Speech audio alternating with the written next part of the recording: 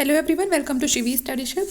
सो हम पढ़ रहे हैं आर एस शर्मा की एशियन इंडियन हिस्ट्री, जिसमें हम बात करने वाले हैं चैप्टर 9 की, चालकोलिथिक कल्चर। और ये है ऑक्सफोर्ड का पब्लिकेशन। ठीक है, ओल्ड एनसीईआरटी है और ऑक्सफोर्ड का पब्लिकेशन है, तो इसमें कुछ चैप्टर्स ऐसे हैं जो आपको एनसीईआरटी वाली जो बुक है उसमें नहीं मिलेंगे। तो आज हम बात करने जा रहे हैं चैप्टर 9 की। ठीक है, इससे पहले ऑलरेडी हम अपने 8 चैप्टर्स कवर कर चुके हैं, जिसमें हमने लास्ट चैप्टर में बात की थी नियोलिथिक कल्चर के बारे में। चलिए स्टार्ट करते हैं अपने चैप्टर नंबर 9 को। Chalcolithic settlements. तो हम सबको पता है लास्ट चैप्टर में हमने पढ़ा था नियोलिथिक पीरियड के बारे में, और जैसे ही एंड होता है नियोलिथिक पीरियड का, अब हमें देखने के लिए मिल जाते हैं यूज़ ऑफ मेटल्स, जिसमें से जो मेटल होता है वो हम बात करेंगे कॉपर की, और कॉपर की वजह से ही इस सेटलमेंट को नाम मिला चालकोलिथिक सेटलमेंट। बहुत सारे और कल्चर्स भी फॉलो किए जाते हैं, लेकिन बेसिकली वो जितने भी कल्चर्स होते हैं उसमें जो सबसे ज़्यादा हमें यूज़ मिलता है वो मिलता है हमें कॉपर का, और साथ में स्टोन इम्प्लीमेंट्स का। इसीलिए इस कल्चर को कहा गया है चालकोलिथिक कल्चर। जिस चालकोलिथिक कल्चर का मतलब ही क्या है, कॉपर स्टोन फेस, कि मतलब अब कॉपर का भी यूज़ हो रहा है और स्टोन का भी यूज़ होगा। तो इसीलिए चालको का मतलब है कॉपर और लिथिक का मतलब है stone. Technologically the chalcolithic stage is applied to the pre Harappa phase.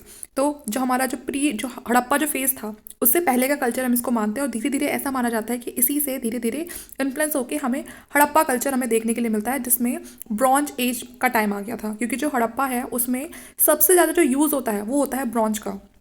ठीक है, तो इसीलिए इसे हम जो चालकोलिथिक जो कल्चर है इसे हम प्री हड़प्पा का जो टाइम है वो मानते हैं, क्योंकि इसी के बाद धीरे धीरे क्या आ जाएगा, हमारा जो ब्रॉन्ज एज है वो हम फॉलो करना शुरू कर देंगे। जो चालकोलिथिक पीपल हैं वो ज़्यादातर स्टोन और कॉपर ऑब्जेक्ट को ही यूज़ करते थे, लेकिन वो साथ में जो लो ग्रेड जो ब्रॉन्ज होता है और जो आयरन होता है उसको भी यूज़ करते थे। ठीक है, सबसे ज़्यादा जो यूज़ मिला है वो हमें कॉपर के ऑब्जेक्ट्स का मिला है और स्टोन का मिला है। लेकिन धीरे धीरे, जैसे मैंने कहा, जो चालकोलिथिक जो कल्चर था धीरे धीरे उसी से कहीं ना कहीं प्रेरित होकर जो हड़प्पा कल्चर है उसकी शुरुआत हुई थी, और वहाँ पर लोग सबसे ज़्यादा ब्रॉन्ज का यूज़ करते थे। तो इसीलिए अभी जो चालकोलिथिक पीपल थे वो सबसे ज़्यादा स्टोन का और कॉपर के जो ऑब्जेक्ट्स हैं उनका यूज़ करते थे, लेकिन कभी कभार वो जो लो ग्रेड जो ब्रॉन्ज होता है और जो आयरन होता है उसका भी यूज़, मतलब उस समय के कुछ ऐसे ऑब्जेक्ट्स मिले हैं जो ब्रॉन्ज के या आयरन के बने हैं, लेकिन वो बहुत ही कम है। दे वर primarily rural communities spread over a wide area with हिली लैंड्स एंड रिवर्स। तो यहाँ पर जितनी भी उस समय जो रूरल कम्युनिटीज़ थी वो ज़्यादा जो हिली जो लैंड थी, ठीक है, वहाँ पर थी, और जो रिवर्स के आसपास थी वहाँ पर काफ़ी ज़्यादा जो ये कल्चर था फैला। दूसरी तरफ Harappa use bronze had urbanised on the basis of produce from the flood plain in the Indus valley. अगर हम हड़प्पा को देखते हैं दूसरी तरफ, तो उसमें जो सबसे ज़्यादा जिस मेटल का इस्तेमाल हुआ है वो है ब्रॉन्ज। और हम सबको पता है कि जो हड़प्पा था, जो इंडस वैली सिविलाइजेशन थी, वो काफ़ी ज़्यादा अर्बनाइज थी। यहाँ तक कि जो उसके बाद जो दूसरी जो कल्चर हम देखते हैं सिविलाइजेशन, तो उसके बाद आती ही नहीं है जल्दी से। हड़प्पा अपने आप में एक सिविलाइज्ड, मतलब बहुत ही अच्छे से उन्होंने प्लान करके उस पूरे एरिया को उन्होंने बनाया था जो हड़प्पा था, लेकिन बाद में इस तरह की जो अर्बनाइज्ड जगह है, एरिया है, वो हमें देखने के लिए जल्दी से नहीं मिलते हैं। On the basis of produce from the flood plain, तो हड़प्पा में हमें जितनी भी जो चीज़ें मिली हैं वो या तो ब्रॉन्ज की मिली है, काफ़ी ज़्यादा अर्बनाइज्ड उनका शहरीकरण वाला जो कल्चर था उनका, और जो भी उनके प्रोड्यूस होते हैं वो ज़्यादातर जो फ्लड के आसपास, मतलब जो फ्लड प्लेन जो एरिया है वहाँ से उन्हें जो भी चीज़ें मिलती हैं या जिस भी तरह की नेचुरल रिसोर्सेज होती थी, तो उन्हीं से कहीं ना कहीं उनके जो प्रोड्यूस थे वो उसी पे डिपेंड होते थे, क्योंकि जहाँ आप रह रहे हो वहीं की चीज़ों को आप आसपास का यूज़ करके कुछ चीज़ें बना सकते हो। In India, settlement relating to the Chalcolithic phase are found in south eastern Rajasthan. तो सबसे ज़्यादा जो ये सेटलमेंट्स मिली हैं आपको चालकोलिथिक फेज की, ये देखिए आपको कहाँ कहाँ मिली है, साउथ ईस्टर्न राजस्थान में। ठीक है, जो वेस्टर्न पार्ट है एमपी का वहाँ पर, वेस्टर्न महाराष्ट्र में, और साउदर्न और ईस्टर्न इंडिया, तो यहाँ पर सभी जगह आपको जो चालकोलिथिक फेज है उसकी सेटलमेंट्स देखने के लिए मिली है। In south eastern Rajasthan two sites, one at Ahar and second at Gilund. तो यहाँ पर ये राजस्थान में साउथ ईस्टर्न जो राजस्थान है वहाँ पर ये दो इंपॉर्टेंट साइट्स की बात की जा रही है जो चालकोलिथिक जो फेज है उसको शो करती है। एक तो है अहार और दूसरा है गिलुंद। ठीक है, इनको खोदा, जब इनको खोजा गया, इनको फिर खोदा गया, तो वहाँ पर हमें बहुत सारे जो चालकोलिथिक फेज के जो उस समय के जो भी कल्चर से रिलेटेड जो भी ऑब्जेक्ट्स थे वो हमें यहाँ देखने के लिए मिलते हैं। They lie in the dry zone of the Banas valley. तो जो बानस वैली है वहाँ पर ये दोनों जो जगहें हमें मिलती हैं। इन वेस्टर्न एमपी और Malwa, Kayat and Iran have been excavated, and Malwa were characteristic of the Malwa Chalcolithic culture of central western India। ठीक है, तो ये मालवा हमें कहाँ से मिला है, जो हमारा सेंट्रल इंडिया है और जो वेस्टर्न इंडिया है, मतलब कहें तो हम जो हमारा मध्य प्रदेश वाला पार्ट है, यहाँ पे हमें सबसे ज़्यादा richest among chalcolithic ceramics and some of this pottery other related cultural element also appear in Maharashtra. तो सबसे ज़्यादा जो हमें मिले हैं वो हमें मालवा में मिले हैं, और मालवा हम सबको पता है जो हमारा सेंट्रल इंडिया में आता है, बिल्कुल जो हमारा सेंट्रल वाला पार्ट है भारत का, वहाँ पर हमें ये मालवा देखने के लिए मिलेगा। तो सबसे ज़्यादा जो चैल्कोलिथिक जो सेरेमिक्स हैं, पॉटरी वगैरह है, हमें वहीं से मिलती हैं। और उसके बाद फिर कुछ और कल्चरल जो एलिमेंट है वो हमें महाराष्ट्र में देखने के लिए मिलते हैं। यहाँ पर जो सबसे ज़्यादा कुछ और भी जो जगहें हैं महाराष्ट्र में भी है ना, जहाँ पर हमें काफ़ी सारी चीज़ें मिली हैं। जैसे कि महाराष्ट्र में जो साइट्स हैं वो है जॉर्वे, निवासा, ठीक है, दैमाबाद हो गया आपका, अहमदनगर डिस्ट्रिक्ट हो गया, चंदौली, सोनगांव, इनाम गांव, ये पुणे डिस्ट्रिक्ट वगैरह में हो गया। तो ये वो साइट्स है कि महाराष्ट्र की साइट्स है जहाँ से हमें चैल्कोलिथिक जो कल्चर है उसके बारे में, उसके कुछ कल्चरल एलिमेंट्स हमें देखने के लिए मिलते हैं। Also Prakash and Nasik have been excavated, ठीक है। तो यहाँ से, और ये प्रकाश और नासिक, ये भी दो साइट्स हैं जो हमें महाराष्ट्र में देखने के लिए मिलती हैं। ये सब हमें जॉर्वे कल्चर के बारे में बताती हैं, क्योंकि यहाँ पर एक जॉर्वे नाम का, मतलब इस तरह के नाम की जो एक साइट थी, तो इसीलिए उसके नाम पे हमें वहाँ से जो भी चीज़ें मिली हैं तो हमने उसका नाम वही रख दिया जॉर्वे कल्चर, तो जिससे हमें पता चल जाए कि हम उस साइट की बात कर रहे हैं, जॉर्वे साइट की बात कर रहे हैं, ठीक है। और ये जो साइट थी ये कहाँ पर situated, on the left bank of परवार रिवर, ठीक है। और ये जो परवार रिवर है आपकी, ये गोदावरी की ट्रिब्यूटरी है, उसकी सहायक नदी है ये, और ये आपको अहमदनगर डिस्ट्रिक्ट में देखने के लिए मिलेगी, ठीक है। The Jorwe culture on must you the Malwa culture, but it also shared element of the Neolithic culture of the south. तो ज़्यादातर तो ये बिल्कुल काफ़ी हद तक मिलती है मालवा कल्चर से, लेकिन इसके कुछ जहाँ पर कुछ एलिमेंट्स ऐसे हैं जो हमें न्यूलिथिक कल्चर के भी हैं, ठीक है। साउथ के भी, जो साउथ में जो न्यूलिथिक कल्चर है उसके भी कुछ एलिमेंट्स को ये शेयर करती है। तो यहाँ पर खाली सिर्फ ये जॉर्वे कल्चर को ही नहीं, बल्कि न्यूलिथिक कल्चर के भी कुछ एलिमेंट्स आपको यहाँ पर मिल जाएंगे। Jorwe culture 1400 to 700 BC cover modern Maharashtra except part of Vidarbha and coastal region of Konkan. तो जो जॉर्वे कल्चर है वो आपका सारा जो आपका मॉडर्न महाराष्ट्र है उसको कवर करती है, कि मतलब जो आज का जो मॉडर्न महाराष्ट्र है उस समय किसी समय पे वो जॉर्वे कल्चर का पार्ट हुआ करता था, सिर्फ कुछ पार्ट को छोड़ के, और वो पार्ट था विदर्भ और जो कोंकण रीजन है उसको छोड़ के, बाकी पूरा महाराष्ट्र जॉर्वे कल्चर को एक समय पर कवर करता था।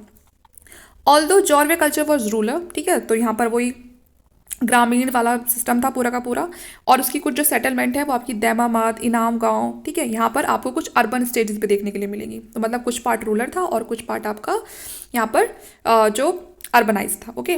All this Maharashtra sites were located in the semi arid areas mostly on the brown black soil. तो यहाँ पर जितनी भी जो साइट्स है ज़्यादातर वो एक सेमी एराइड एरिया पे है जहाँ पर आपको ब्राउन ब्लैक सॉइल देखने के लिए मिलेगी, और वेजिटेशन, बेर, बाबुल वेजिटेशन, ये सारे जो प्लांट्स हैं, ट्रीज हैं, ये आपको देखने के लिए मिलेंगे।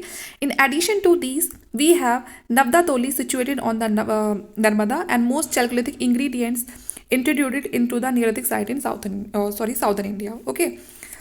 जो कुछ चैल्कोलिथिक साइट्स हैं वो आपको विंध्या जो रीजन है वहाँ पर भी देखने के लिए मिलेगी, इलाहाबाद डिस्ट्रिक्ट के आसपास भी मिलेंगी। तो ये सारी वही साइट्स बता रखी है कि जो चैल्कोलिथिक साइट्स है वो आपको कहाँ कहाँ मिलेंगी, चिरांद में भी, ठीक है, और जो गंगा के आसपास भी, जो चिरांद है वो गंगा के आसपास है, तो वहाँ पर भी आपको कुछ ईस्टर्न इंडिया में भी आपको जो चैल्कोलिथिक साइट्स है वो देखने के लिए मिल सकती हैं।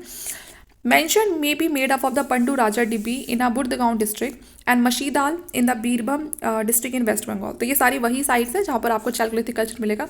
हालांकि एक एक का नाम करके आपसे नहीं पूछा जाएगा, बस आपको ध्यान इतना रखना है कि किस स्टेट में है, ठीक है। जैसे कि चिरांद है तो आपको याद रखना है कि बिहार से रिलेटेड है। यहाँ पर ये बिरहुम, ठीक है, ये डिब्बी, तो इसका मतलब ये कि आपको वेस्ट बंगाल याद रखना है कि वहाँ तक भी गई है। आपको ईस्टर्न वेस्टर्न में तब पता होना चाहिए कि किस स्टेट में मिली है, कौन से साइट और किस में नहीं मिली है, ठीक है। बाकी सारी जगह तो किसी को भी याद नहीं हो सकती हैं। Some additional sites have been excavated, notable among which are the Senuwar, Sonpur, Taradih in a Bihar, ठीक है। तो ये कुछ बिहार की जो साइट्स है जहाँ से आपको कल्चर मिलता है, और ये आपकी यूपी की साइट्स हैं, ठीक है, जो आपके जो चैल्कोलिथिक जो सेटलमेंट्स है उनको बताती है। जो लोग थे वो यहाँ पर काफ़ी छोटे साइज़ के टूल्स यूज़ करते थे, वेपन्स यूज़ करते थे जो कि स्टोन के बने होते थे, ठीक है, स्टोन ब्लेड्स भी यूज़ करते थे। तो ये उनके बहुत ही इंपॉर्टेंट एलिमेंट्स हुआ करते थे, जिसे वो अपनी हंटिंग के लिए या फिर कहो अपने एग्रीकल्चर के लिए या जो भी उनका जो लिवलीहुड को चलाने के लिए जो भी वो काम करते थे उसमें बहुत ही इस्तेमाल किए जाते थे।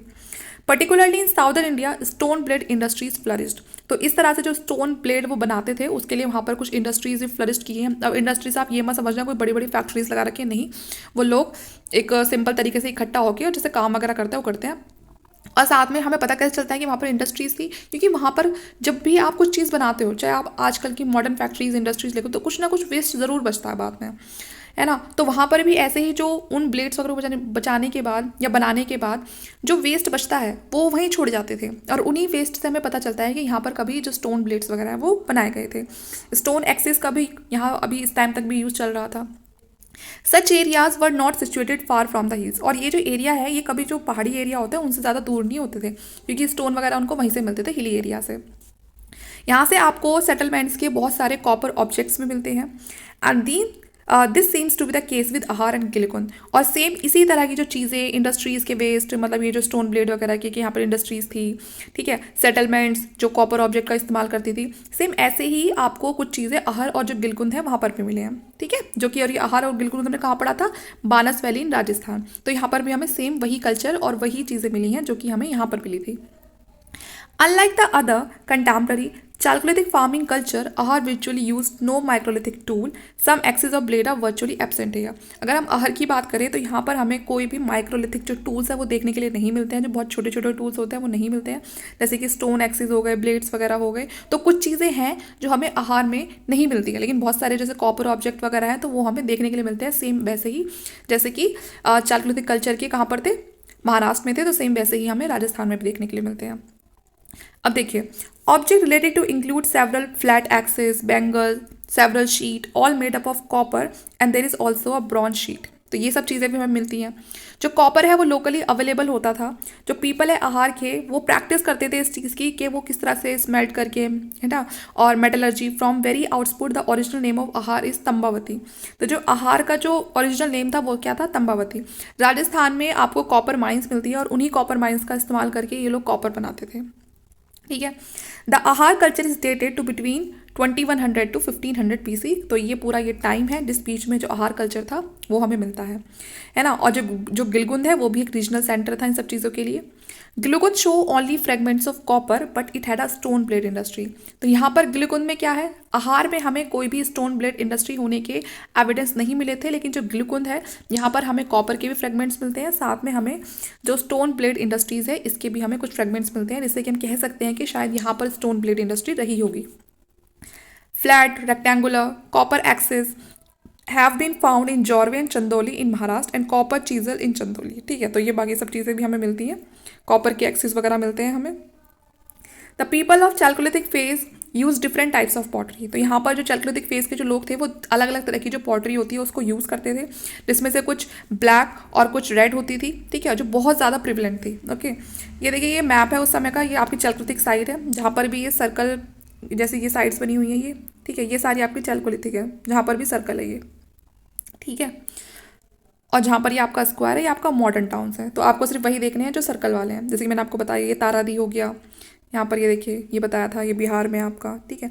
ये सारी साइड्स है, सबसे ज़्यादा साइड्स आपको देखो आप खुद भी देख रहे होंगे आपको कहाँ मिल रही है, राजस्थान और महाराष्ट्र, ठीक है, ये पूरा सबसे ज़्यादा यहाँ पर मिल रही है। तो सबसे ज़्यादा चैल्कोलिथिक कल्चर है वो आपको यहीं पे मिलेगा, क्योंकि उस टाइम पे कॉपर का सबसे ज़्यादा यूज़ हुआ है, उसको नाम ही इसलिए मिला था, और कॉपर के सबसे ज़्यादा माइंस आपको यहीं पर ही मिलेंगी राजस्थान में, ठीक है। आगे देखते हैं।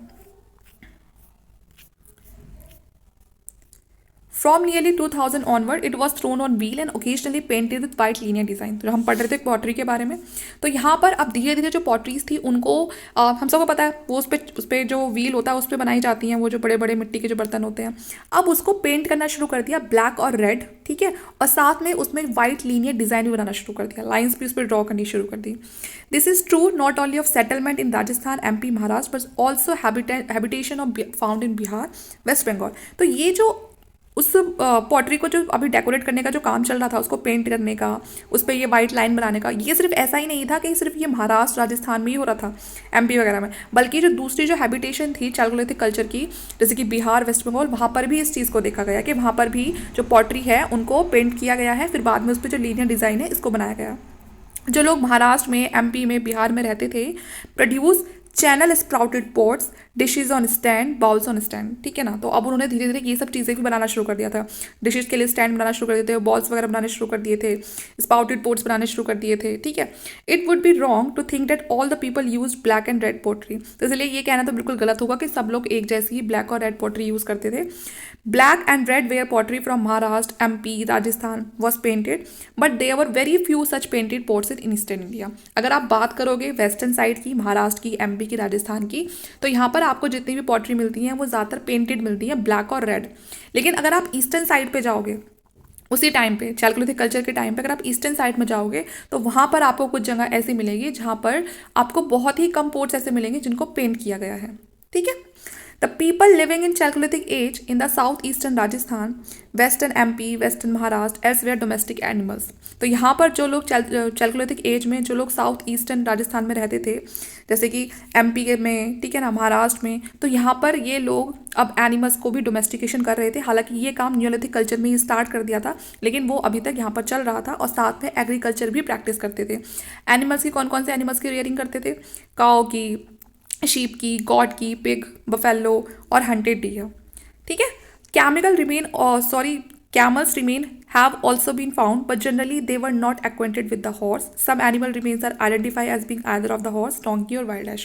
तो जो एविडेंस मिलते हैं उनमें जब हम उन्हें आइडेंटिफाई करते हैं तो उसमें कुछ एविडेंस हमें पता चलता है कि वो घोड़े के भी हैं, कुछ जो डोंकी हैं उनके भी हैं, कुछ वाइल्ड एश के भी हैं। तो हो सकता है कि शायद उन्होंने अब इन एनिमल्स को भी रखना शुरू कर दिया हो। ठीक है। कुछ जगह हमें कैमल्स के भी मिलते हैं।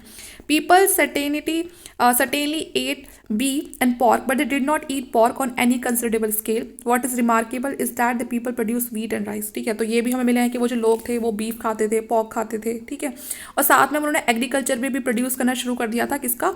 वीट का और राइस का। साथ में दूसरी और क्रॉप्स कौन सी थी? बाजरा। ये पल्सेस भी अब इन्होंने धीरे धीरे प्रोड्यूस करनी शुरू कर दी थी, जिसमें मसूर, black gram, green gram, grass P. तो आप कहीं ना कहीं देख रहे हैं नियोलिथिक में उन्होंने एग्रीकल्चर को स्टार्ट किया था, लेकिन तब तक उन्हें सब चीज़ों की नॉलेज नहीं थी। ठीक है। उन्हें वीट की, राइस की नॉलेज थी, बस ज़्यादा चीज़ों की नॉलेज नहीं थी। लेकिन अब आप खुद देखिए, जैसे जैसे टाइम आगे बढ़ेगा आपको हर चीज़ में धीरे धीरे एडवांसमेंट दिखाई देगी कि वो पहले से ज़्यादा अच्छा कर रहे हैं, पहले से ज़्यादा चीज़ों की नॉलेज हो रही है। तो अब ये नियोलिथिक के बाद ये एक और अगला स्टेप था। तो इसमें नियोलिथिक से ज़्यादा उन्हें नॉलेज भी है, चाहे वो एग्रीकल्चर हो, चाहे डोमेस्टिकेशन ऑफ एनिमल हो। ठीक है। तो अब देखिए अब वो कितनी सारी चीज़ों को उन्होंने उगाना शुरू कर दिया। कि जितनी भी फूड ग्रेन्स थी ये सब आपको जो नब्दा तली है वहाँ पर देखने के लिए मिलती है। तो उससे पता चलता है कि जो नब्दा तली जो जगह थी महाराष्ट्र में नर्मदा नदी के किनारे, वहाँ के जो लोग थे उनको इन सब चीज़ों की नॉलेज आ गई थी, वो उनको उगाते भी थे और उनको खाते भी थे। Perhaps at no other place in India has so many cereals have been discovered as a result of excavation. तो सबसे ज़्यादा हमें जो नब्दा तोली यहीं पर ही मिली है, बाकी और कोई इंडिया में इतनी जगह नहीं मिली जहाँ पर हमें ये सारी चीज़ें एक साथ ही मिली हो। जो लोग थे यहाँ नब्दा तोली के महाराष्ट्र में, ये साथ में बेर और जो लाइन सीड है इसको भी प्रोड्यूस करते थे, इसके भी होने के एविडेंस मिले हैं। कॉटन, हम सबको पता है कॉटन को उगाने के लिए तो सबसे अच्छी जो सॉइल होती है वो होती है हमारी ब्लैक सॉइल। ठीक है। और ये मिलती है हमें डेक्कन में। तो यहाँ पर कॉटन को भी प्रोड्यूस किया गया था क्योंकि वहाँ पर डेक्कन में ब्लैक सॉइल थी, तो कॉटन के लिए बहुत अच्छी होती है। राई को, बाजरा को और भी दूसरे जो मिलेट्स थे उनको भी लोअर डेक्कन में प्रोड्यूस किया गया था। ईस्टर्न इंडिया की बात करें तो यहाँ पर हमें कुछ मिलते हैं फिश हुक्स, जो कि हमें बिहार में और वेस्ट बंगाल में मिलते हैं। ठीक है। वी ऑल्सो फाइंड राइस, यहाँ पर हमें कुछ राइस भी मिलते हैं। हम सबको पता है वेस्ट बंगाल का जो एरिया है वो सबसे अच्छा होता है राइस वगैरह के लिए। ठीक है। और this suggest that the chalcolithic people in the eastern region lived on the fish and the rice. तो इसीलिए हम ये कह सकते हैं कि ईस्टर्न साइड में जो इस समय जो लोग रह रहे थे उनका ज़्यादातर जो वो डिपेंड रहते थे अपने खाने के लिए, अपनी डाइट के लिए, वो रहते थे वो फिश पर और राइस पर। इसलिए सबसे ज़्यादा हमें वो वहाँ पर वही मिली है, राइस जो फिश हुक है। फिश हुक्स वो क्यों यूज़ करेंगे? क्योंकि वो फिश को पकड़ते थे, फिशिंग वगैरह करते थे, और राइस वो उगाते थे, वही उनका खाना होता था। आप अभी जाओ, अभी भी ईस्टर्न साइड में देखोगे तो उन लोगों को चावल बहुत पसंद होता है, उनकी डाइट में चावल तो होते ही होते हैं, जो राइस है वो ज़रूर होती है। जो बहुत सारे सेटलमेंट है बानस वाले राजस्थान में। ठीक है। But Ahar and Gilund spread over an area of 4 hectares. तो बहुत सारे जो सेटलमेंट है राजस्थान में वो हमें काफ़ी स्मॉल मिली हैं, लेकिन कुछ जैसे कि आहार हो गया, क्लिकुंद हो गया, वहाँ पर जितने भी हमें सेटलमेंट्स मिलती हैं वो कम से कम 4 हेक्टेयर एरिया में फैली हुई हैं। जो चैल्कोलिथिक पीपल थे अभी तक उनको ज़्यादा जो बर्निंग ब्रिक्स वगैरह उनके बारे में नहीं पता था। ठीक है। And occasionally their houses are made up of the mud brick. तो इसीलिए अब जो घर थे वो मिट्टी की जो ईंटें होती हैं उन्हीं से बने थे, वो कोई पकी हुई ईंटों का यूज़ नहीं करते थे। ठीक है। How ever the people in आहार लिव्ड इन स्टोन हाउसेज। और अगर आप आहार की बात करें तो वहाँ पर कुछ लोगों के जो घर हैं वो आपको स्टोन हाउसेज देखने को मिलते हैं, मतलब पत्थरों के बने होते हैं। 200 जॉर्वे साइट्स डिस्कवर की जाती हैं। The largest is the Daimabad, जिसमें जो सबसे बड़ी जो होती है वो होती है दैमाबाद। जॉर्वे साइट्स हम सबको पता है, मैंने आपको बता दिया। जॉर्वे एक टाइम पे जो पूरा मॉडर्न हमारा महाराष्ट्र है वो एक समय पे जॉर्वे पूरा हुआ करता था। वहाँ पर हमें बहुत सारी जो सेटलमेंट्स है वो देखने के लिए मिलती है, कम से कम 200 है उसके आसपास। उसमें से जो सबसे बड़ी जो साइट थी वो थी दैमाबाद, और ये आपकी कहाँ है? गोदावरी वैली में आपको दिखाई देगी कि 20 हेक्टेयर्स में पूरी फैली हुई थी। ठीक है। और कम से कम 4000 जो लोग थे वो इससे जुड़े हुए थे। It also seems have to be fortified with a mud wall, और इसको पूरा जो डैमाबाद जो साइड है इसको फोर्टिफाई किया हुआ था मड वॉल से, जो मिट्टी की जो दीवारें हैं उनको, और साथ में जो स्टोन है वो लगाए हुए थे। जो डैमाबाद है वो फेमस है किस लिए, अपने जो ब्रॉन्ज जो गुड्स हैं वो उसके लिए फेमस था, क्योंकि वहाँ से हमें बहुत सारे जो ब्रॉन्ज के गुड्स हैं वो मिलते हैं, जो काफ़ी ज़्यादा इन्फ्लुएंस है हड़प्पा कल्चर से। ओके, इनाम गांव भी क्या है, एक चैल्कोलिथिक फेज है, और ये भी महाराष्ट्र की एक साइट है। यहाँ पर भी हमें बड़े बड़े लार्ज मड हाउसेस देखने के लिए मिलते हैं विद ओवंस और सर्कुलर पिट हाउसेस। ठीक है, यहाँ पर जो आपके हाउस है वो आपको सर्कुलर पिट में दिखाई देंगे, और ये डिस्कवर किए गए हैं यहाँ से। इस कल्चर की बात करें तो 1300 से 1000 BC के आसपास का टाइम है, और जो भी हमें घर मिलते हैं उसमें कम से कम 5 रूम्स होते हैं, 4 रेक्टेंगुलर और एक सर्कुलर। ठीक है, 4 बिल्कुल रेक्टेंगुलर फॉर्म में रूम होते हैं और एक सर्कुलर होता है। And this was located at the centre of the settlement. ठीक है, they may have been the house of a chief and the granary located close to it. इसी के बिल्कुल क्लोज क्या होती है, एक ग्रेनरी होती है, जो इसलिए थी जिससे कि वो अपना जो भी ट्रिब्यूट्स वगैरह है, माना जाता है कि जो ये घर है ये चीफ के होते थे, और इन चीफ को जो भी ट्रिब्यूट मिलता था, जो भी उसके लोग थे जो उसको ट्रिब्यूट करते थे, वो उस ग्रेनरी में अपने घर के पास जो उसकी ग्रेनरी होती थी उसमें वो उसको अच्छे से संभाल के स्टोर करके रखता था। आगे, इनाम गांव was a large Chalcolithic settlement with over 100 houses. इनाम गांव साइट में जाएंगे आप तो वहाँ पर आपको कम से कम 100 हाउसेज मिलेंगे। ठीक है, और वहाँ पर आपको कुछ ग्रेव साइट भी मिलेंगी। ठीक है ना, जो ग्रेव होती हैं वो भी मिलेंगी, और यहाँ पर भी इसको भी अच्छे से फोर्टिफाइड और सराउंड किया गया था। ठीक है, we know a good deal about the Chalcolithic art and craft. They were clearly extant copper smith and also skilful worker in stone. उनके पास बहुत अच्छे कॉपर स्मिथ होते हैं, जैसे गोल्ड स्मिथ होते हैं, सुनार होते हैं, तो वैसे ये कॉपर स्मिथ होते हैं जो बहुत अच्छी चीज़ें बनाते थे कॉपर का इस्तेमाल करके। काफ़ी स्किलफुल वर्कर होते थे जो कि स्टोन का यूज़ करके आपके टूल्स, वेपन्स, ठीक है, ये सब चीज़ें बनाते थे। कॉपर से बैंगल्स बनी हुई मिलती हैं हमें वहाँ पर, कुछ जो चूड़ियाँ होने के जो अवशेष हैं वो हमें वहाँ से मिलते हैं, कॉपर की चूड़ियाँ बनती थी। वो जो बीट्स होती हैं उनको भी मैन्युफैक्चर करते थे। बहुत सारे सेमी प्रीशियस जो स्टोन है वो भी, जैसे कि कार्नेलियन, स्टेडाइट, क्वार्ट्ज क्रिस्टल। ठीक है, तो ये सब जो चीज़ें हैं मतलब वो लोग उस समय वहाँ जानते थे और इस्तेमाल भी करते थे। कुछ चीज़ें हमें स्पिनिंग, वीविंग, ये सब चीज़ें भी पता चलती है कि वहाँ के जो लोग थे उनको जो ये स्पिनिंग आर्ट है, वीविंग आर्ट है, ये भी पता था उनको। ठीक है ना, कि स्पिनिंग क्या होता है, वीविंग क्या होता है, ये सब भी वहाँ से डिस्कवर हुई है। ठीक है, कॉटन फ्लैक्स हो गया, सिल्क थ्रेड हो गया, ठीक है, कॉटन सिल्क हो गया, सैमल सिल्क हो गया, ये सब चीज़ें हमें महाराष्ट्र से मिलती है। तो आप खुद देखिए धीरे धीरे कितना चेंज आता था। नियोलिथिक में जस्ट उन्होंने एग्रीकल्चर करना स्टार्ट किया था, और अब धीरे धीरे कॉटन से उन्होंने सिल्क, ये थ्रेड बनाना शुरू कर दिया, सिल्क तक पहुँच गए वो। ठीक है, सेमल सिल्क को भी जानते थे वो। Indicating an expertise in the manufacture of cloth, तो इससे पता चल रहा है कि कितने ज़्यादा वो एक्सपर्ट होते जा रहे थे in the manufacturing of cloth. In addition to the artisan who practice this craft at various site, तो आपको अलग अलग साइट पे अलग अलग चीज़ें ऐसे दिख जाएंगी, और वहाँ पर उससे पता चलता है कि वो जो लोग थे वो पूरी तरह से एक्सपर्ट हो गए थे इसमें। इनाम गांव है potters, smiths, ivory carvers, lime makers and terracotta artisan. अब जहाँ से इतनी अच्छी अच्छी चीज़ें मिल रही हैं तो वहाँ पर बिल्कुल उनके अपने खुद के ऐसे स्किलफुल लोग होंगे जो इन सब कामों को करते होंगे। उनके पास पॉटर्स भी थे, स्मिथ भी थे, आइवरी कार्वर्स भी थे, लाइम मेकर्स भी थे, टेराकोटा आर्टिशियन भी थे, तभी तो वो इतनी अच्छी चीज़ें बना रहे थे। Regional differences in social structure, serial, pottery etcetera become apparent in the copper stone phase. Eastern India produce rice and western India cultivated barley and wheat. तो आपको कुछ डिफरेंसेस भी देखने के लिए मिलेंगे, और वो डिफरेंसेस उनके सीरियल के बेसिस पे, उनकी पॉटरी के बेसिस पे देखने के लिए मतलब मिलेंगे। जैसे कि जो ईस्टर्न इंडिया है, अगर आप वहाँ पे देखेंगे तो वहाँ के लोग प्रोड्यूस करते थे राइस, लेकिन आप वेस्ट इंडिया के लोगों को देखेंगे तो वो वहाँ पर कल्टीवेट कर रहे हैं बार्ले और वीट। एक डिफरेंस हो गया। Certain settlement in Malwa and central India such as those in Kayatha Eran were establish early. तो जो ये मालवा जो सेंट्रल इंडिया में जो सेटलमेंट्स थी ये थोड़ी जल्दी इस्टेब्लिश हो गई थी अगर कंपेयर करें हम वेस्टर्न महाराष्ट्र में और ईस्टर्न इंडिया में, तो वहाँ पर थोड़ी लेट जाके इस्टेब्लिश होती है। We are able to form some idea about the burial sites and the religious cult of these people. ये जो लोग थे ये अभी इस समय इनको पता चल गया था कि जो burial sites वगैरह होती हैं, लोगों को दफनाते हैं, इन सब ये सारी जो प्रैक्टिस है ये लोग परफॉर्म करते थे। कुछ रिलीजियस जो कल्ट होते हैं उसको भी ये मानते थे। महाराष्ट्र में जो लोग थे वो मरने के बाद उनको बरिड किया करते थे, ठीक है ना। और ऐसा भी देखा गया बहुत सारी जगह कि जो उनका खुद का घर होता था, अपने घर का जो फ्लोर है उसी के नीचे वो उसको दफन कर दिया करते थे, और वो भी किस पोजीशन में, in the north to the south position. ठीक है, कि मतलब वो कहीं और बाहर नहीं जा रहे हैं बल्कि अपने घर के नीचे कर रहे हैं ये काम। ठीक है, तो वो अलग से नहीं जा रहे हैं बल्कि अपने घर के नीचे कर रहे हैं। और साथ में एक चीज़ और देखिए कि वहाँ पर एक पोर्ट में उस समय की हमें कुछ कॉपर ऑब्जेक्ट्स मिलते हैं जो कि उस ग्रेव के साथ एक पोर्ट में रख दिए जाते थे। शायद वो ऐसा मानते थे कि जब उसका अगला जन्म होगा या नेक्स्ट वर्ल्ड में उसको इन सब चीज़ों की ज़रूरत पड़ेगी, कि मतलब उनको लगता है कि मरने के बाद भी शायद कुछ है और वहाँ पर इसको इन सब चीज़ों की ज़रूरत पड़ सकती है, तो इसीलिए वो एक पोर्ट में कुछ चीज़ें वहाँ पर डाल के उसमें रख दिया करते थे उस डेड बॉडी के साथ ही। Terracotta figures of women suggest that chalcolithic people venerated the mother goddess. तो बहुत सारी हमें टेराकोटा फिगर्स मिलती है वुमेन की, तो शायद उनको वो मदर गॉडेस की तरह उनको मानते थे वो, तो इसीलिए काफ़ी सारी जो टेराकोटा फिगर्स है वो वुमेन की हमें मिलती हैं। Some unbaked nude clay figurine were also use for worship. तो कुछ और जो न्यूड क्ले फिगरीन्स थी वो भी हमें मिलती हैं, ये अनबेक्ड होती थी, शायद वो उसकी पूजा करते थे। A figure of the mother goddess similar to the found in Western Asia have been found in Inamgaon. तो वहाँ पर हमें जो मदर गॉडेस की जो फिगर मिलती है वो कुछ कुछ हमें ऐसी मिलती है जैसे कि वेस्टर्न एशिया से है, ठीक है, क्योंकि कुछ ऐसी ही इस तरह की जो फिगर है मॉडर्न गॉडेस की, मदर गॉडेस की, वो वेस्ट एशिया से में भी मिलती है। सेम वैसे ही हमें इनामगांव में मिली है।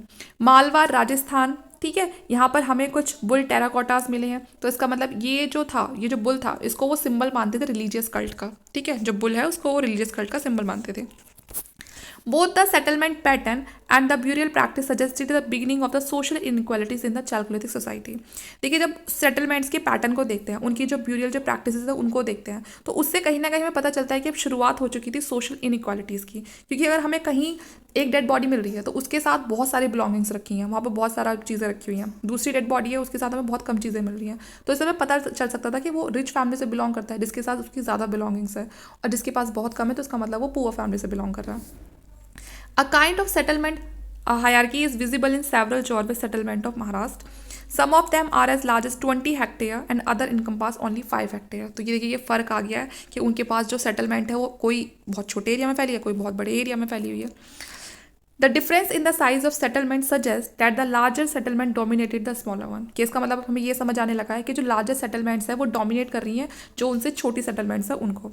In both large and small settlement the cheap and Kingsman who lived in the rectangular houses. तो जो भी चाहे लार्ज सेटलमेंट है चाहे स्मॉल सेटलमेंट है, उनके जो चीफ वगैरह होते थे वो हमेशा रेक्टेंगुलर हाउसेज में बना के रहते थे, और उनके आसपास छोटी मोटी हट्स होती थी जिनमें उनके और लोग रहते थे, मतलब जो उनको वो संभाल रहे हैं, जैसे कि गांव के लोग होते हैं ना वैसे।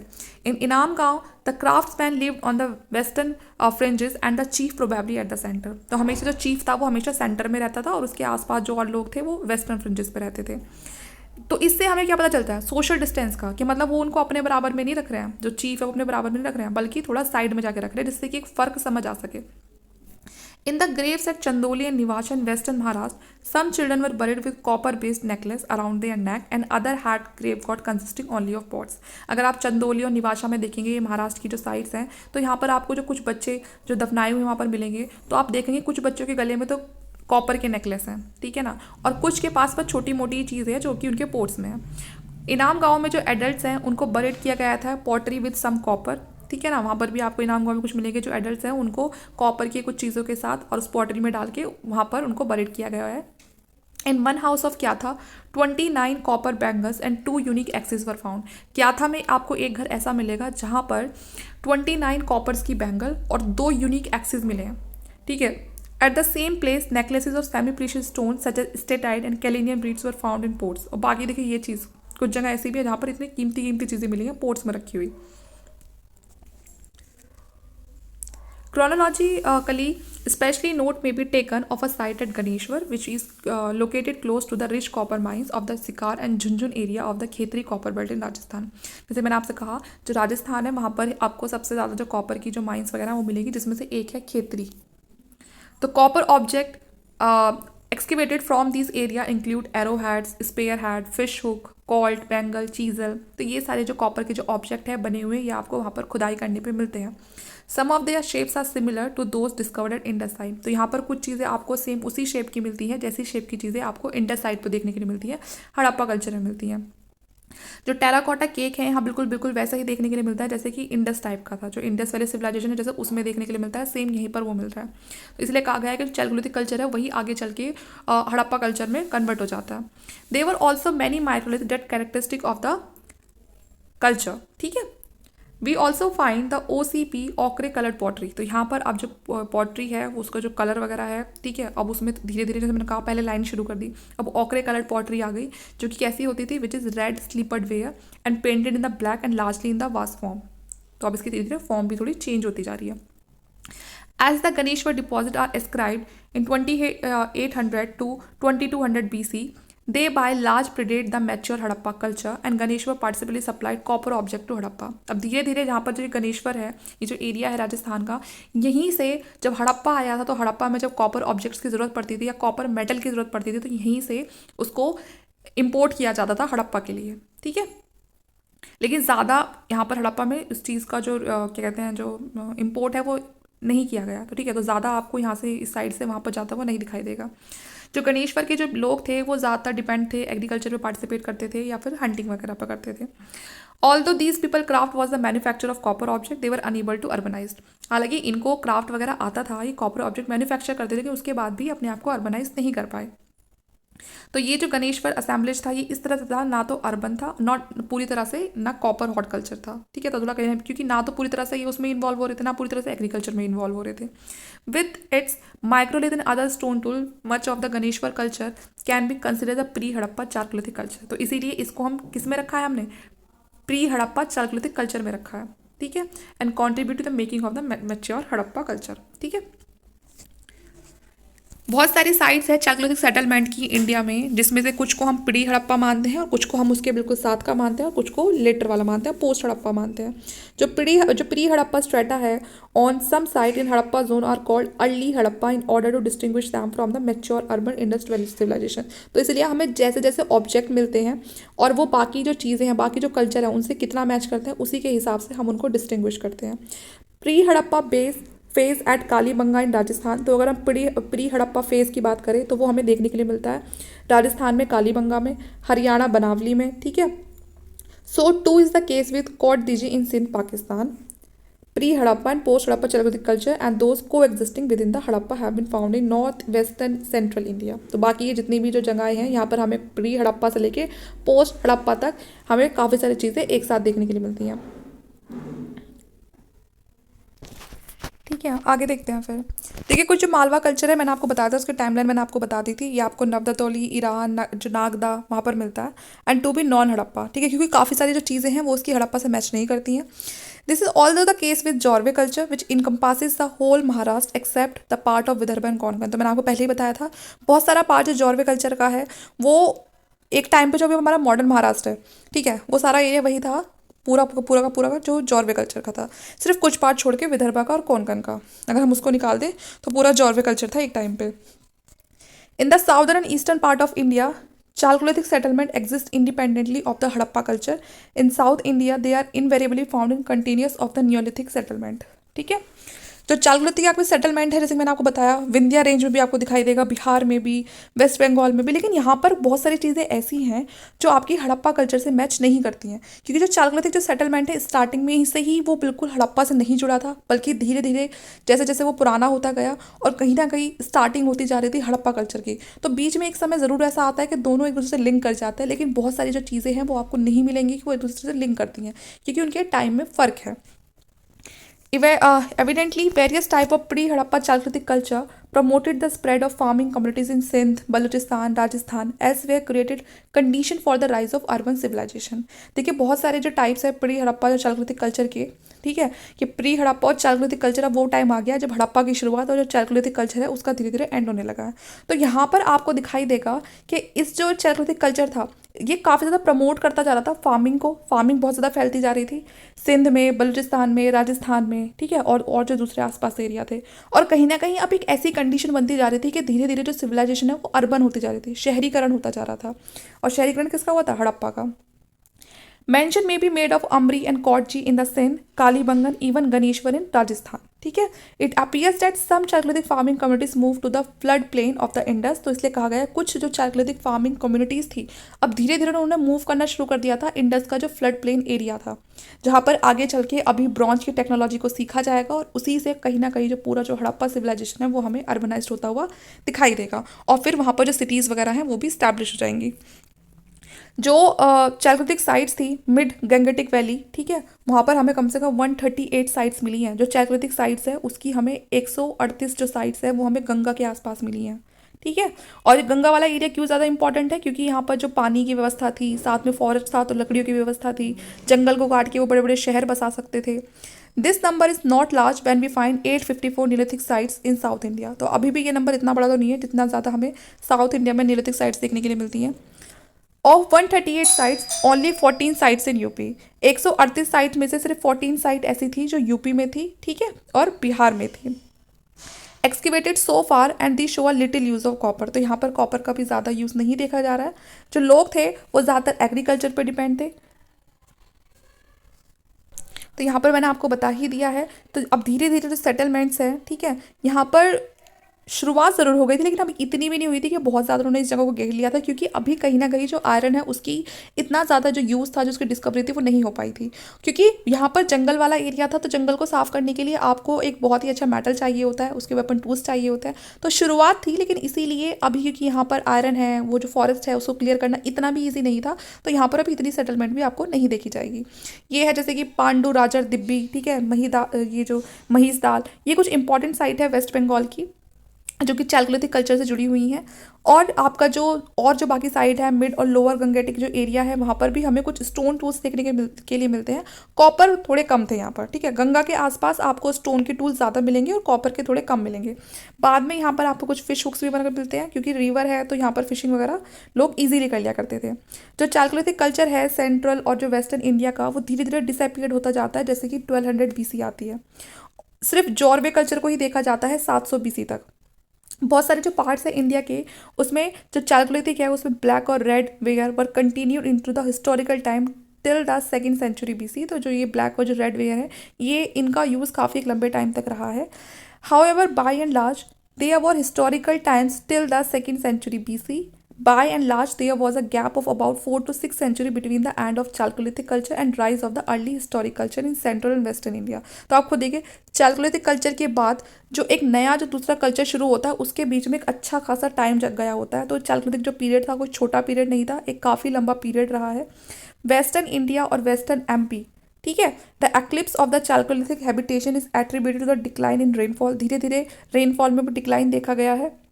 But in West Bengal in mid Gangetic zone they continue for the long time. लेकिन वेस्ट बंगाल और जो गैंगेटिक जोन है वहाँ पर इतना कोई फर्क नहीं देखा गया है। Probably in western India Chalcolithic people were unable to continue for long with a digging stick in the black clay soil area that is difficult to break in the dry season. ठीक है, in the red soil area specially in the eastern India, however in the Chalcolithic phase was immediately followed. तो यहाँ पर धीरे धीरे अब जो soil है लोगों को उसका भी पता चल चुका है। जैसे मैंने आपको कहा जो ब्लैक सॉइल है, लोगों को पता था कि यहाँ पर इस ब्लैक सॉइल में कॉटन बहुत अच्छा होता है, तो लोगों ने उसे कॉटन भी उगाना शुरू कर दिया था। तो इसीलिए अब उनके लिए जो ब्लैक क्ले सॉइल है, अब वो भी इतना मुश्किल नहीं रहा था उसको ब्रेक करना ड्राई सीजन में भी, क्योंकि बारिश तो देखो हो ही रही थी, इतना भी कम नहीं हुई थी। Without any gap by the iron phase which gradually transform the people into full fledge agriculturist. और धीरे धीरे चैल्कोलिथिक फेज जब इमीडिएटली फॉलो कर लेता है बिना किसी गैप के आयरन फेज को, तो अब यहाँ पर चीज़ें बहुत ज़्यादा ट्रांसफॉर्म हो चुकी थी। आयरन फेज के आते ही अब पूरी तरह से फुल फ्लैज एग्रीकल्चरिस्ट हो चुका था सब, क्योंकि अब उनके पास आयरन था, आयरन के साथ वेपन थे और जंगल को काटना बहुत ही ईजी हो गया था। The same is true for the of the chalcolithic culture of the mid Gangetic plain, ठीक है। Similarly, at several sites in southern India, Chalcolithic culture was transformed into a megalithic culture using iron. और धीरे धीरे जैसे ही iron का use होना शुरू हुआ, जो चैल्कोलिथिक कल्चर था वो धीरे धीरे किस में ट्रांसफॉर्म हो गया, वो मेगालिथिक कल्चर यूजिंग आयरन, ठीक है, वो मेगालिथिक कल्चर में ट्रांसफॉर्म्ड हो गया। ओके, अब हमने ये पूरा कल्चर पढ़ तो लिया, इसकी इंपॉर्टेंस क्या थी। Bearing the alluvial plain and thickly forest areas, traces of Chalcolithic culture have been discovered almost over the India. तो हम देखा जो Chalcolithic culture है वो किसी इंडिया के एक एरिया तक ही रेस्ट्रिक्ट नहीं था या कन्फाइंड नहीं था, बल्कि वो इंडिया के में हर कोने में एक ना एक साइट हमें ज़रूर मिलती है Chalcolithic culture की। जो एलुवियल प्लेन थे मिड गैंगेटिक रीजन के, ठीक है, वहाँ पर भी हमें जो चैल्कोलिथिक साइट्स है वो देखने के लिए मिलती हैं। पर्टिकुलरली वो हमें या तो लेक या किसी रिवर के आसपास देखने के लिए मिलती हैं। इस समय के जो लोग थे वो ज़्यादातर रूरल सेटलमेंट्स में रहते थे, गाँव वाला एरिया, मतलब जो गाँव की तरह बसावत होती है उसमें रहते थे, और रिवर बैंक के आसपास रहते थे। लेकिन हिली एरिया उससे दूर भी नहीं रहते थे, क्योंकि उन्हें स्टोन चाहिए होता था। वो माइक्रोलिथ का यूज़ करते थे और दूसरे स्टोन टूल यूज़ करते थे, और वो सब चीज़ें उन्हें जो हिली एरिया उसके आसपास से मिल जाती थी। साथ में कॉपर टूल्स का भी यूज़ करते थे। वो कॉपर स्मेल्टिंग करते थे, क्योंकि वो कॉपर को निकालते थे, एक्सट्रैक्ट करते थे और फिर उसे एक प्योर फॉर्म में लेके आते थे। तो वो इस आर्ट को भी जानते थे जो चैल्कोलिथिक लोग थे। जो चैल्कोलिथिक कम्युनिटीज़ थी वो व्हील का यूज़ करके बहुत सारी पॉटरी बनाती थी, और वो ज़्यादा ब्लैक और रेड पोर्ट्स होते थे। ठीक है। प्री ब्रॉन्ज जो फेज़ था वो भी कहीं ना कहीं जो चैल्कोलिथिक फेज़ है वहीं से स्टार्ट हो गया था, ब्रॉन्ज का जो यूज़ था। और यही लोग थे जिन्होंने सबसे पहले पेंटेड पॉटरी का यूज़ करना इस्तेमाल किया था, और साथ में उस पर जो लीनियर डिज़ाइन था वो भी करना शुरू किया था। ये पोर्ट्स को यूज़ करते थे कुकिंग के लिए, ईटिंग के लिए, ड्रिंकिंग के लिए, स्टोरेज के लिए। ये साथ में लोटा भी यूज़ करते थे, थाली भी यूज़ करते थे। साउथ इंडिया में जो न्यूलिथिक फेज़ था वही धीरे धीरे चेंज हो जाता है आपका चैल्कोलिथिक फेज में। ठीक है। तो इसीलिए जो ये कल्चर था जो न्यूलिथिक से धीरे धीरे चैल्कोलिथिक में चेंज हुआ, इसको न्यूलिथिक चैल्कोलिथिक फेज भी बोलते हैं। और दूसरे जो इस और पार्ट्स है, स्पेशली महाराष्ट्र और राजस्थान में जो वहाँ पर चैल्कोलिथिक पीपल थे, ठीक है, धीरे धीरे कॉलोनाइजर होते थे, मतलब अपनी अपनी कॉलोनीज बना ली थी। जो अर्लीस्ट सेटलमेंट था मालवा में और सेंट्रल इंडिया में, या क्या था, या ईरान में। ठीक है। कुछ आपको महाराष्ट्र में भी मिलेगा इस्टेब्लिश, बाद में भी इस्टेब्लिश होता है। ये वेस्ट बंगाल, मतलब ये सारे वो एरिया बता रखे हैं आपको जहाँ पर आपको चैल्कोलिथिक जो पीपल है या उनकी सेटलमेंट्स है वो देखने के लिए मिलती है। चाहे वो आपका मालवा हो, महाराष्ट्र हो, वेस्ट बंगाल हो, बिहार हो सकता है कहीं कुछ साइट्स कम हो, कहीं कुछ ज़्यादा हो, लेकिन आपको इन सभी एरिया में जो साइट्स हैं वो देखने के लिए मिलेंगी ही मिलेंगी चैल्कोलिथिक सेटलमेंट्स। ठीक है। लिमिटेशन देख लेते हैं। जो चैल्कोलिथिक पीपल थे वो कैटल्स को डोमेस्टिकेट करते थे, शीप को डोमेस्टिकेट करते थे। ठीक है। कॉर्टयार्ड्स वगैरह बना लिए थे उनको रखने के लिए। और जो डोमेस्टिकेटेड एनिमल्स थे उनको स्लॉटिंग भी करते थे उनकी फूड के लिए। ठीक है। उनको मिल्क के लिए भी यूज़ करते थे, डेयरी प्रोडक्ट के लिए भी यूज़ करते थे। जो ट्राइबल जो लोग थे, जैसे कि जो गौंड थे बस्तर के, वो मानते थे कि जो मिल्क है, ठीक है, मिल्क का मतलब है कि यंग एनिमल्स को फीड कराना, therefore they do not milk their cattle. तो इसीलिए वो अपने खुद के जो कैटल्स का जो मिल्क होता है वो उसको नहीं कंज्यूम करते थे। Chalcolithic people were not able to make full use of the animal. तो मतलब अभी तक उन लोगों को समझ नहीं आया था कि एनिमल का जो फुल यूज़ है वो कैसे किया जाएगा। Also Chalcolithic people living in the black cotton soil area of central western India did not practice cultivation. तो शुरुआत में तो कुछ ऐसा भी होता है कि मतलब ऐसा नहीं था कि कॉटन नहीं होती थी, लेकिन उन्होंने अभी तक उसका उस तरह से इस्तेमाल नहीं किया था जिस तरह से वो इस्तेमाल करके वो बहुत कुछ कर सकते थे। ठीक है। पता था जो कॉटन के लिए जो ब्लैक सॉइल है बहुत अच्छी होती है कॉटन के लिए, लेकिन उन्हें फिर भी पूरी तरह से उसमें वो इन्वॉल्व नहीं हुए। Perforated stone disc always were tied as a weight of the digging stick which could be used in slash burn और झूम cultivation। तो वो जो झूम cultivation वगैरह है वो भी करते थे। It was possible to show in the ashes which aid of the such digging stick। Intensive and extensive cultivation of black soil required the use of iron implement which rarely occurred in the Chalcolithic culture। और एक intensive और extensive culture के cultivation के लिए, कि मतलब एक बहुत ही बड़े स्केल पे अगर आपको कल्टीवेशन करना है तो उसके लिए ज़रूरत है आपको आयरन इम्प्लीमेंट्स की। वो आपको अभी तक हर जगह मिल नहीं रहे थे चैल्कोलिथिक कल्चर में। तो हो सकता है एक रीज़न ये भी रहा हो आयरन के ना होने की वजह से कि वो इतनी अच्छी एक्सटेंसिव और इंटेंसिव जो कल्टीवेशन है उसमें इन्वॉल्व नहीं कर पाए। जो चैल्कोलिथिक जो लोग थे वो रहते थे जो रेड सॉइल वाला जो एरिया था वहाँ पर रहते थे ईस्टर्न साइड में। ठीक है। तो उसकी वजह से भी उन्हें कुछ डिफिकल्टी हुई है क्योंकि रेड सॉइल में ज़्यादा चीज़ें हो नहीं पाती हैं। जो एक वीकनेस थी चैल्कोलिथिक कल्चर की वो थी from the burial of a large number of children in western Maharashtra despite a food producing economy the rate of infant mortality was very high. वहाँ पर मतलब बच्चों की जो मौत थी वो बहुत ज़्यादा देखी गई है। बहुत सारी साइट्स ऐसी हैं जहाँ पर बच्चों की जो डेथ है जो बरियल साइट्स है वो बहुत ज़्यादा मिली है। This might be attributed to lack of nutrition. तो ऐसा कह सकते हैं कि शायद या तो लैक ऑफ न्यूट्रिशन की वजह से रहा हो ऐसा कुछ। भैया जब इतने सारे लोगों की मौत हो रही है, बच्चों की मौत हो रही है, तो ज़रूरी है कि मतलब ये फिर एक रीज़न ये भी हो सकता है कि न्यूट्रिशन में कोई कमी रही हो या उनको मेडिकल नॉलेज नहीं हो। ठीक है। या किसी तरह कोई जो एपिडेमिक वहाँ पर रहा हो, किसी तरह कोई महामारी आ गई हो जिससे कि इतने सारे जो बरियल्स हैं वहाँ पर वो देखी गई हैं बच्चों के। ठीक है। कॉपर और stone culture had been essentially rural background. जैसे कि बताया जो कॉपर जो स्टोन कल्चर था वो कैसा था, वो एसेंशियली रूरल बैकग्राउंड से बिलोंग करता था। ड्यूरिंग इन कॉन्टिन्यूंस जो सप्लाई थी कॉपर की वो बहुत लिमिटेड थी। We find copper mines in eastern India. सबसे ज़्यादा कॉपर माइंस है वो आपको ईस्टर्न इंडिया मिलेंगी, और कुछ है आपको जो आपको बिहार में नेबरिंग साइट्स वगैरह में भी देखने के लिए मिलेंगी। ठीक है। और सबसे ज़्यादा कहाँ पर थी वो मैंने आपको बताया, वो राजस्थान वगैरह में ज़्यादा थी। तो ईस्टर्न साइड में भी आपको मिलेंगी, लेकिन कुछ ही हैं जो मिलती है वहाँ पर। Some chalcolithic people primarily used microlith stone tool. ठीक है। तो माइक्रोलिथ का यूज़ होता था, स्मॉल स्टोन टूल यूज़ किए जाते थे। जो टूल्स थे वो कॉपर के बने होते थे। पीपल अभी यहाँ पर इस समय अनअवेयर थे कि वो टिन को और कॉपर को मिक्स करके भी एक और मेटल बना सकते हैं जो बहुत ज़्यादा स्ट्रांग होगा। हालांकि बाद में नॉलेज आती है इस चीज़ की और उसी चीज़ को टिन को और कॉपर को मिला के ब्रॉन्ज बनता है, लेकिन ब्रॉन्ज अभी तक उन लोगों को समझ में नहीं आया था। अगर उनको आ जाता था तो उनके हाथ एक और अच्छा मेटल लग जाता और जिससे कि उनको हेल्प हो जाती। ठीक है। Bronze tool facilitated in the rise of earliest civilisation जैसे कि क्रीट, इजिप्ट, मेसोपोटामिया, ठीक है, also in the Indus valley. तो इन सारे जो सिविलाइजेशन है यहाँ के लोगों को जो ब्रॉन्ज की नॉलेज वो हो चुकी थी। जो लोग थे कॉपर स्टोन एज के, वो ना तो अभी लिखना जानते थे, है ना, और ना अभी कोई सिटीज़ वगैरह का उनको पता था कि वो सिटीज़ बना सकते हैं। As this element of civilisation figure for the first time in the Indus region, और पहली बार इन सब चीज़ों का जो दिमाग में जो लोगों के आता है और जो करना शुरू करते हैं वो करते हैं इंडस जो सिविलाइजेशन जो होती है उसके लोग। Although most Chalcolithic culture existing in a major part of India were younger than the Indus Valley civilization, तो इसीलिए Chalcolithic culture था वो काफ़ी मतलब वो पहले का था, कुछ मतलब कुछ पार्ट में Chalcolithic जो कल्चर है ना वो आपको काफ़ी यंग दिखाई देगा इंडस वैली सिविलाइजेशन से। They did not drive any substantial benefit from the advancement technology of the Indus people, और उसके बाद भी वो कोई चीज़ें मतलब अपनाने की कोशिश नहीं करते हैं, जबकि इंडस वैली जो सिविलाइजेशन है वहाँ पर लोग कर रहे थे सब चीज़ें, टेक्नोलॉजिकल चीज़ें हो रही थी, उन लोगों को नॉलेज थी, लेकिन उसके बाद भी तो चैल्कोलिथिक कल्चर कुछ ऐसा साइट्स होती हैं जो इंडस वैली सिविलाइजेशन के बाद साइट्स आती है चैल्कोलिथिक की, लेकिन फिर भी वो उन लोगों से कुछ नहीं सीखते हैं।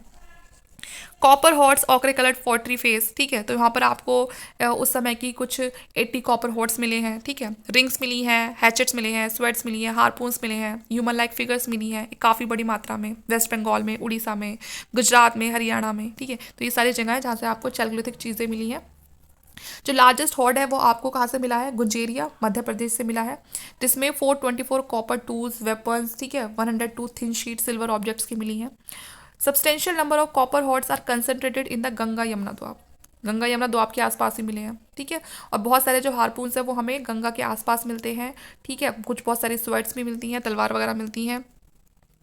They were made not only for fishing, hunting, fighting but also from the artisanal and agriculture use. तो ये सारी जो चीज़ें हैं सिर्फ हमें वहाँ से यही नहीं मिली, बल्कि उनके कुछ ऐसे आर्टिफैक्ट्स से मिलते हैं जो हंटिंग में इन्वॉल्व होते थे, फाइटिंग में यूज़ किए जाते थे, फिशिंग में किए जाते थे, या वो अपने आर्टिशियंस के थे तो उस तौर पर भी वो उसको बनाते थे, या फिर एग्रीकल्चर के यूज़ के लिए।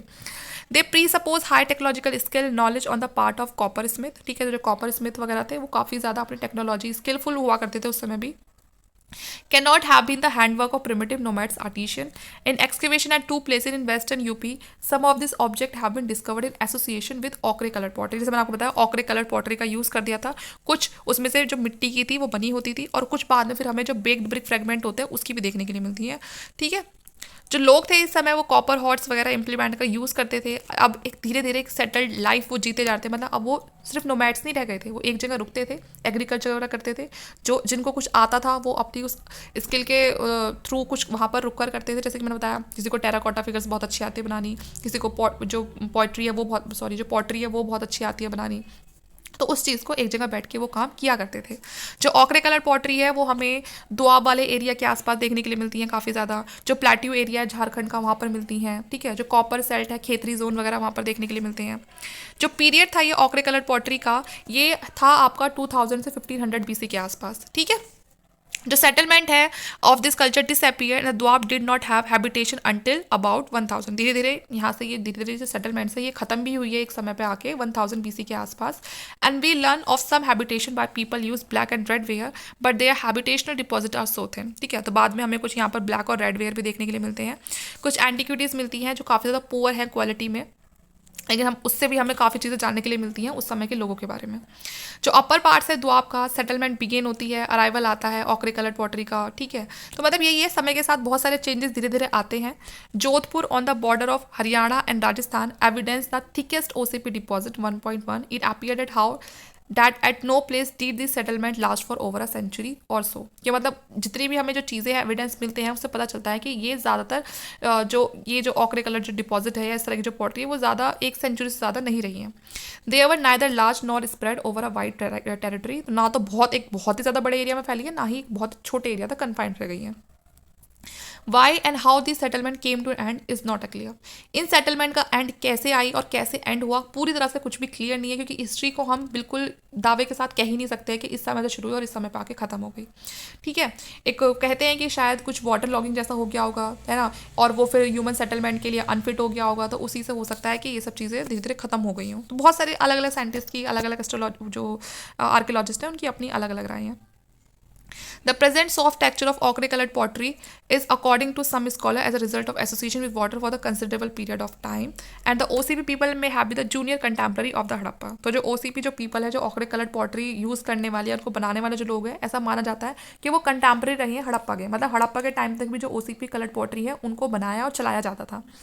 And there area was not far remove from date of the Harappa. ठीक है, तो इसलिए बहुत सारी जो चीज़ें हमें हड़प्पा में भी देखने के लिए मिलती हैं उस टाइम की, और इसलिए कहते हैं कि शायद हड़प्पा तक भी उन लोगों को ऐसा हटाया है, ना ही वो पूरी तरह से खत्म हुए थे और ना वो उनसे बहुत ज़्यादा दूर थे। We may therefore expect some give and take between the OCP people and the bronze using Harappa. ठीक है, तो इसीलिए हो सकता है कि उनके बीच में कुछ गिव और टेक वाली पॉलिसी रही हो कि ठीक है हम कुछ आपको देंगे, कुछ आप हमें दो, तो इसीलिए हमें जो OCP हैं वो हमें हड़प्पा कल्चर में भी देखने के लिए मिलती है। ठीक है, तो यहाँ पर ये जो आपका चैप्टर है काफ़ी लंबा रहा, लेकिन ये चैप्टर यहाँ पर आपका फिनिश हो गया। ठीक है, ये उस समय की क्रोनोलॉजी है। अब हम आपको मिलेंगे नेक्स्ट चैप्टर में। ओके, नेक्स्ट चैप्टर हमारा चैप्टर 10। ठीक है, इस चैप्टर के लिए इतना ही, और वीडियो अच्छी लगे तो प्लीज़ लाइक करना, शेयर करना, चैनल को सब्सक्राइब कर लेना। Thank you.